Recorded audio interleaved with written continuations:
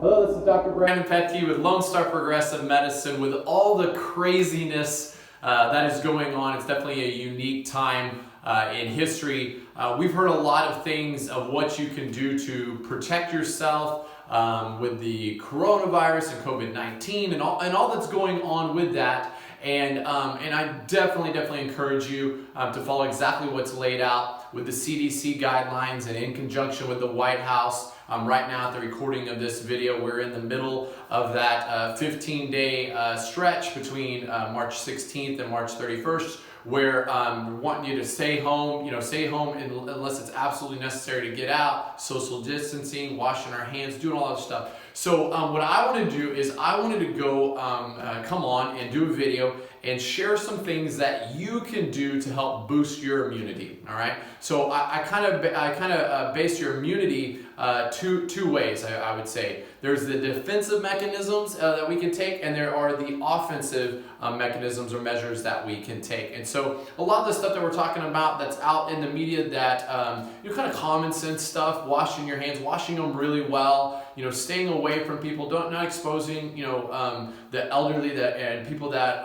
have underlying health conditions. Those or I would classify those more as defensive mechanism. Then there's some things that we can do to boost our internal immune system, and that's the things that I want to cover because I don't see that getting spoken about as much.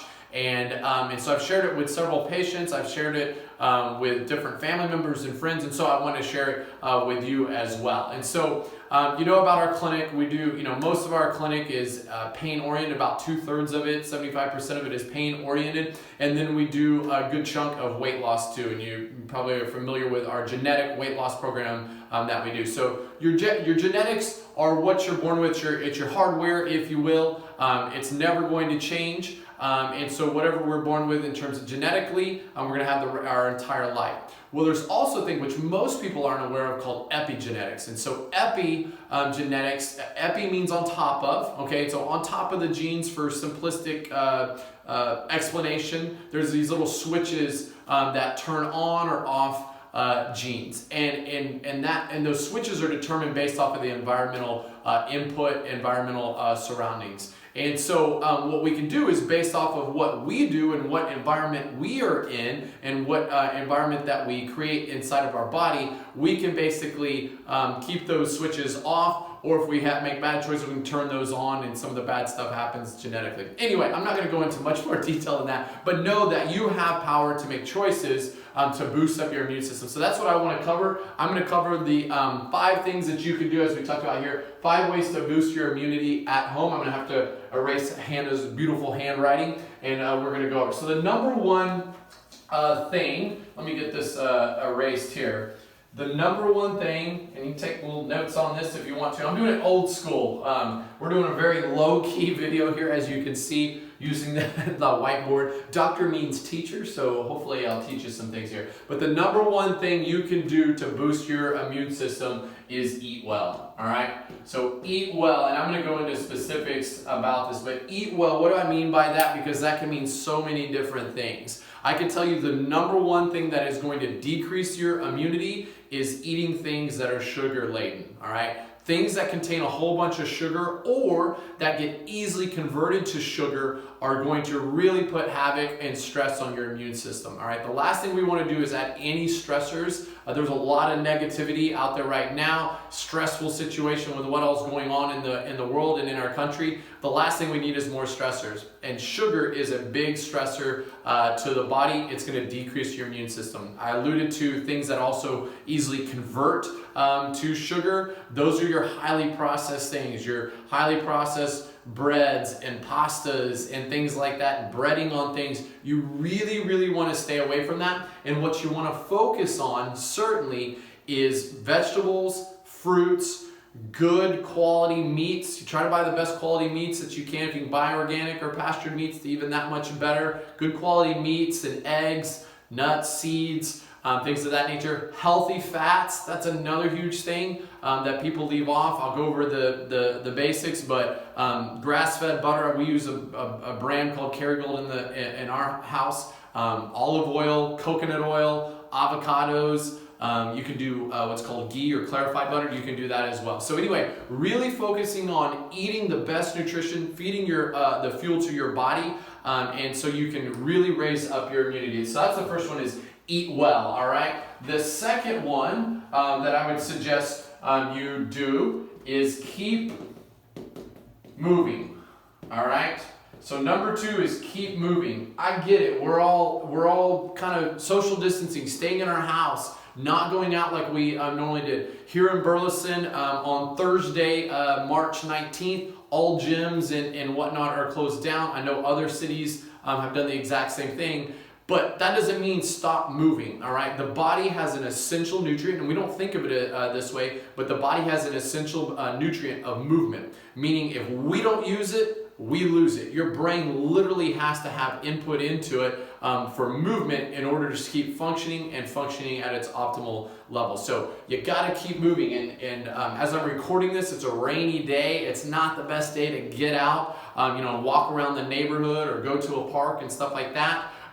So you can still do things. You can do things at home. You can do exercises at home in the comfort of your home. You don't even need any equipment. You can do body weight exercises, calisthenics, things like that. But take 15, 20, 30 minutes and do some type of exercise, even if it's inside your house. It's going to boost your immunity. All right, the next one, the next group of stuff that I'm going to go over is it'll take a little bit more, but I want to go over these because they're really important. All right, there's some key supplements that you can take, and I'm going to go over the top 5. The top 2 I would highly recommend everybody doing, but definitely I'm going to put on here 5 that are going to boost your immunity. So number one, which most people are deficient, is vitamin D3. All right, let's just go over some of the dosages. If we look at the Vitamin D Council, it's 1,000 IUs per 40 pounds of body weight. All right, so we got a 200-pound individual, that's 5,000 IUs per day that they should be taking on a maintenance dosage.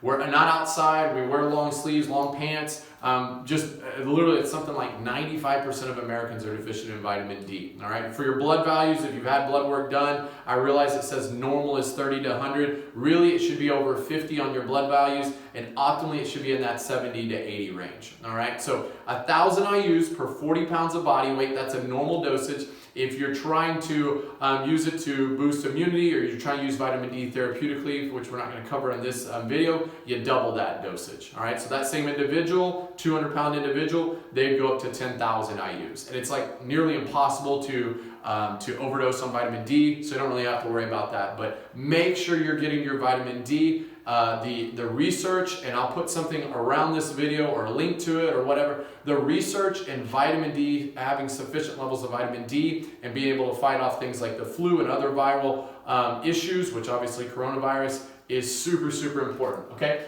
Coming in a close second is omega-3 fatty acid, omega-3s, all right? They're called omega-3 essential fatty acids because they are essential because our body can't make them. We don't have the enzymatic process in order to convert it like cows do or other animals do. So we have to get ours from our food sources, and the way that food has been processed and raised and stuff, those are drastically decreased compared to, let's say, 50, 100 years ago. So a good idea is supplementation. Whoops, I misspelled it. There we go, omega-3s is you want to get that. We use a product called Innate Choice. Innate Choice also has vitamin A. It's from cod liver oil, which you need a sufficient amounts of vitamin A to uptake D and omega-3. But anyway, Innate Choice is the brand. If you want to come in the office, you can get that. Another really good brand is Nordic Naturals as well. The dosage on that is 500 milligrams of what is called EPA and DHA. Okay, it's 500 milligrams per 40 pounds of body weight. Okay, it's 500 milligrams per 40 pounds of body weight. So 160 pound individual would take a combination of 2,000 milligrams, all right, or 2 grams per day on that. All right, the next thing I'm going to talk about is elderberry juice, all right? And elderberry has come into popularity the last couple of years. But it is super high in antioxidant levels. You look at the effects for viral type issues. Elderberry is very antiviral as well. When you go and look, if you go to get some elderberry juice, you just want to get the plain elderberry juice. You don't want to have anything else added to it. A lot of products have things added to it. Don't get the elderberry gummies. Any type of gummy supplement, the first ingredient is sugar, sucrose, you'll see on the label. So you really want to stay away from gummy supplements. That's a marketing thing, it's not a health thing. But anyway, elderberry juice, just get the plain elderberry juice. It's kind of got a little bit of a bitter taste. It's not horrible. My kids have taken it, and if they can drink it, you can too. But anyway, elderberry juice would be another thing. Probiotics. Probiotics, let's see if I can get it spelled correctly this time. Probiotics, your gut health is very closely related to your immunity. If your gut health is not healthy, your immune system isn't going to optimize like it should. And so we find this with so many people with their current way of their eating, their digestive health is not in balance. And so anyway, a probiotic, you want to get at least 20 billion CFUs. So if you're looking for a product, get 20 billion CFUs and have at least 5 or more bacterial strains. Okay, so 20 billion or higher and 5 or more bacterial strains. I would grab a bottle and show it to you, but I know this video is long as it is, so anyway, you can go back and listen to it. We use a brand called Innate Choice here in the clinic. It meets that criteria. There's other ones that are out there, so you can search at the local store. Grocery stores have them, health food stores have them. Get a good quality one. And the last thing is vitamin C. All right. Let's see if I can get this right here. Vitamin C. Vitamin C. Linus Pauling won, whenever it was back, he won the Nobel Prize based off his work for vitamin C. And what vitamin C does is it blocks the receptor sites. Sugar, which is why sugar is so bad. Sugar looks very similar, and it comes in and it actually blocks the ability for vitamin C to reach that receptor site. My point is you need to take vitamin C to up your immunity as well. That would be the other thing that I would highly recommend you doing. All right, so that's number 3. Number 3 was a little bit long. I got it. The fourth thing because we said we're going to do 5 things to boost your immunity. The fourth thing is sleep. I can't emphasize this enough, all right? Sufficient amounts of sleep are so important for your body, for your health, and for your immunity. You have to have sufficient amounts of sleep. I'd say at least 7 hours or more a night. The reason why I say that is because when we have decreased sleep, we don't have sufficient amounts of sleep, it literally is a stressor to the body. I have some patients that aren't able or they stall out of their weight loss, frankly, because they don't get enough sleep. Literally, they're depriving their body of enough rest and recuperation, and it is a stressor to the body. And as we talked about before, any stressor to the body is going to decrease immunity and not allow it to function like it should. So make sure you're getting enough sleep. Don't stay up real late and watch TV or be on your devices to all hours of the night. The blue screens mess up your circadian rhythms. I'll get it out one of these days. Okay, the last thing is don't worry.